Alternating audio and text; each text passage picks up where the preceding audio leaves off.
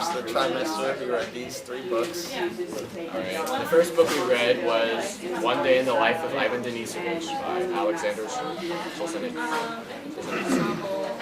The second book we read Crime and Punishment by Fyodor Dostoevsky. And then the last book we read, or are reading, is Boris Pasternak's Dr. Zhivago.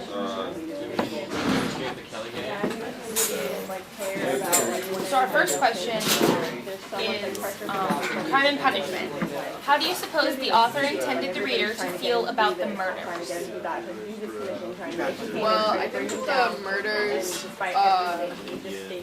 the build-up to the murders added a lot of suspense to it, and the actual committing of the murders was very shocking, and I think it was supposed to make you long think. rants and stuff through the book about, blah blah blah blah blah blah. The way It's like a one-sentence Raskolnikov was doing it was very dizzy and just unclear. shows how independent And, he is, and he just really I think it doesn't brought up a lot of know what he believes in. I agree. I also think it's interesting the way how he reversed it and stuff.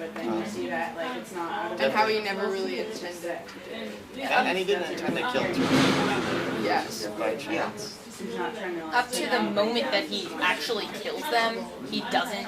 The audience isn't sure that he's actually going to kill them because he keeps telling himself that it's just a fantasy, that he doesn't mean it.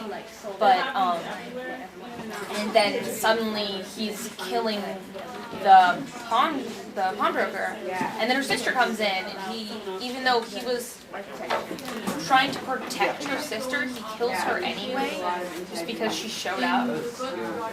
Yeah, he panicked. Really ruined the point of the murder. He talks about himself being up there with Muhammad and all that, being an extraordinary person, and that gives him the right to kill someone. He's above.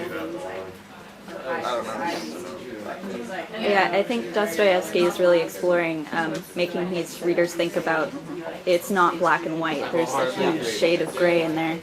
And definitely the way that he portrays Raskolnikov, you can't really ever tell whether he's a good guy or a bad guy. I think that's mostly what Dostoevsky was getting at. And for me, when I was reading it, and I find this a lot when watching movies and stuff too, part of me is kind of rooting for Raskolnikov and hoping that everything goes smoothly when he carries out the murder and that he doesn't get caught, which is weird because it's wrong to murder people, but you're kind of attached to him as a character. Which makes the reader question their own morals, because since Raskolnikov is the only main character, we automatically empathize with him. And then when he starts killing people, since he's the only person we have to hold on to, we try to justify it, and we try to make it so that he's right, which then makes the reader think about how they feel about the murders, and it really messes with your head.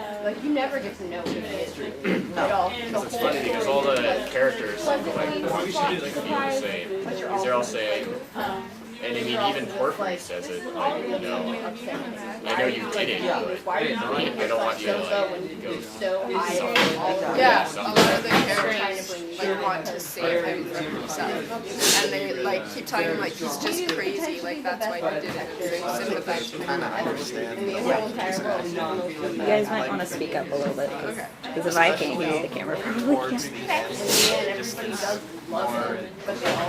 he just gets more insane, and I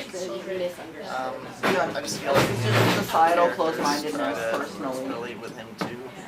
Because nowadays and stuff, there's so many more differences and stuff. Back then, it's just